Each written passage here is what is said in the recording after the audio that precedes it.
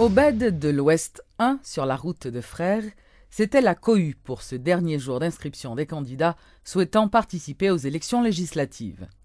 Parmi les personnalités remarquées, on a pu y voir la première dame de la République, Sophia Martelly, candidate au Sénat pour le département de l'Ouest.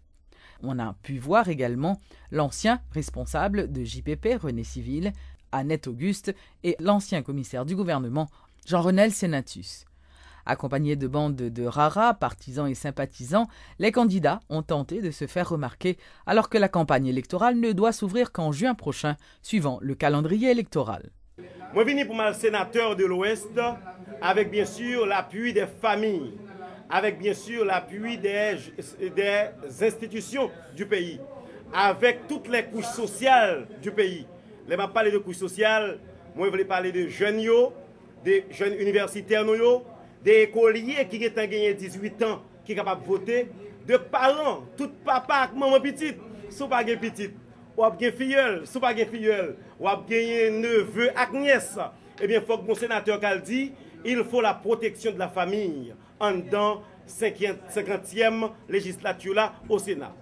Je vais vraiment être là, en façon pour me déraciner de tout mal avec l'autre collègue Kapla. Parce que Jean-Bagaille va marcher à nous-mêmes, nous ne sommes pas contents. Le peuple n'est pas content, moi-même, nous ne sommes pas contents. Nous allons faire tout le bagaille ensemble pour nous marcher bien. Parce que le pays d'Haïti, c'est le pays nous tous. Ce n'est pas une question d'emblème, de parti, de bagaille. C'est Haïti. D'abord, PHTK. Et je dis à moi embrasser bannière plateforme vérité pour mal défendre et faire promotion valeur et potentialité qui gagnent dans le tabac.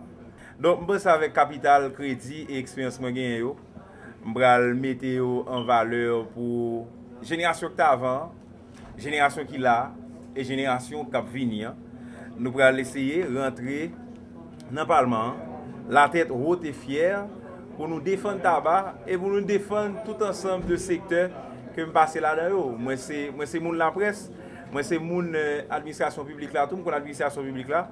Je connais pile tout de monsieur parlementaire, parce que je connais pile parlementaire qui sont mis, mais je dois assister à des séances dans le Parlement. Donc, je me dis, non, c'est pour un hasard qui mène là. Je pense que son cheminement. Dans une résolution du Conseil supérieur du pouvoir judiciaire, CSPJ, datée du 22 avril, le doyen du tribunal de première instance de Port-au-Prince, maître Jean-Michel Raymond, a été mis en disponibilité et il est donc remplacé provisoirement par le juge Bernard Sainville. Le CSPJ reproche à maître Raymond de s'être rendu coupable de négligence administrative. Cette sanction intervient au lendemain d'une convocation de maître Raymond devant le CSPJ, au cours de laquelle il a reconnu avoir erré dans le cadre du dossier de Woodley et Théard et de Renel Nelfort. Les agents de l'unité départementale de maintien d'ordre, UDMO Ouest, vont finalement occuper leur nouvelle base située au commissariat de Cité-Soleil. Contraint par le haut commandement de la PNH de s'y installer, le directeur départemental de la police de l'Ouest, Vladimir Parison, a fait savoir que la présence de ces agents de l'UDMO renforcera la sécurité dans ce quartier, un quartier considéré comme une zone sensible et aussi de non-droit. Parce que c'est un local qui a abrité une unité spécialisée, donc les stratégiques, il n'y a pas qu'à quitter tout pour faire prise de vue là-dedans, pour des raisons quelconques. Nous comprenons. Après, le troisième local qui, dans la limite, Cité Soleil là encore, qui demande une pour possession de lui-même, c'est pour permettre de faire manœuvre tactique dans la zone là et permettre en toute aisance, si, je dis bien si, tu as une difficulté quelconque, il y a une capacité pour lui traiter sur deux points différents pour alléger, positionner et prendre d'autres dispositions pour permettre de quitter les lieux en sécurité. Si tu as des appréhensions quelconques, permettre de c'est des calculs qui sont en lieu pour permettre qu'ils ne soient pas en difficulté pour l'entrée en Cité Soleil. Et Cité Soleil, c'est pour le pays, c'est pour nous. Police nationale a travaillé pour le pays, pour permettre que la population évolue en toute quiétude. Est-ce que nous-mêmes dans la police nationale, nous sommes supposés à faire ce qu'on appelle le stéréotype? Regardez mon Cité Soleil comme zone de non-droit, regardez mon Cité Soleil comme démunie, et pas capable d'aborder une cité soleil pour être capable de supposer gagner assistance que l'État doit gagner. Non, la police nationale n'est pas une philosophie. La politique protégée servit, nous servit tout le monde qui reconnaît tout comme haïtien en bas de drapeau bleu ou rouge. Et nous servit toute notre entité pour qui va faire partie de l'intérêt fondamental du pays, mais qui vient visiter nous, c'est humain, nous servit tout le monde là.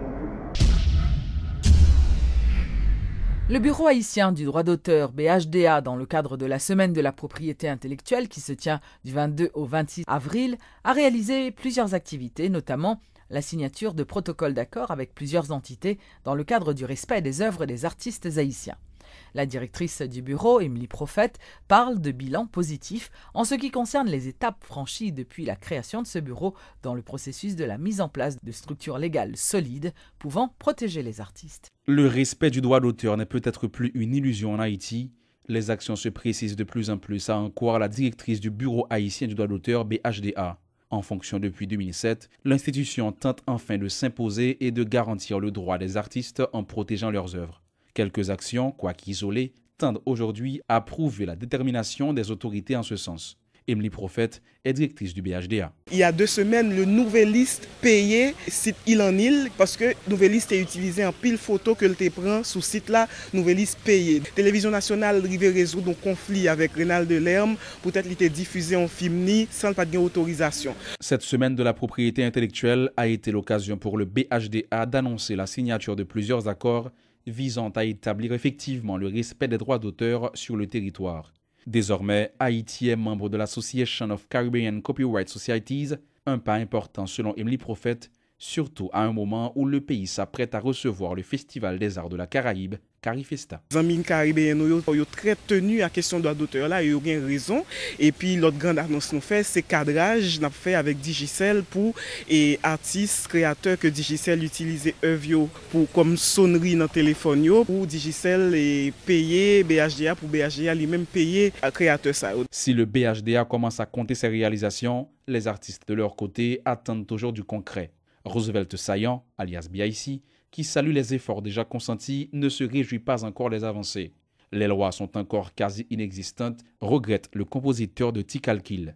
BIC invite les artistes à déclarer leurs œuvres au BHDA, mais incite parallèlement les autorités à travailler pour gagner la confiance du secteur culturel. Je crois que c'est la loi qui peut appliquer. Et puis à tout artiste, il faut être conscient que vous faites mon bal baptiste. C'est un qui simple. Vous faites œuvre là, ou aller déposer œuvre en côté. Nous avons BHDA qui est là pour régler ça. Voilà, ces œuvres là, c'est œuvre liées. Vous pouvez venir déclarer. Donc je crois que tout artiste doit comprendre que c'est dans l'intérêt que ça est. Ce 23 avril qui ramène la journée du livre et du droit d'auteur, le BHDA et la Direction nationale du livre ont réactivé un accord de partenariat qu'ils avaient signé en 2012 permettant au BHDA d'avoir des cellules dans les centres de lecture de la DNL. Une initiative saluée par Franz Carly Jean-Michel, directeur de la DNL, qui croit qu'un meilleur futur pour Haïti passe par la lecture.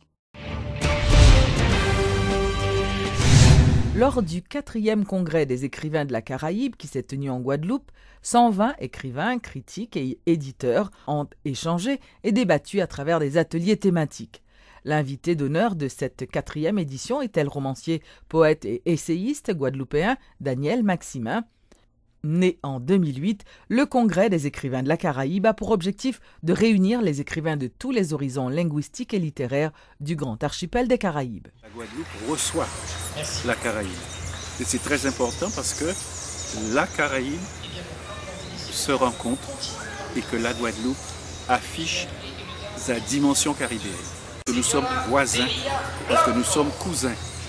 Et c'est en ce sens que faire des rencontres littéraires, culturelles comme celle-là, c'est capital. Pourquoi?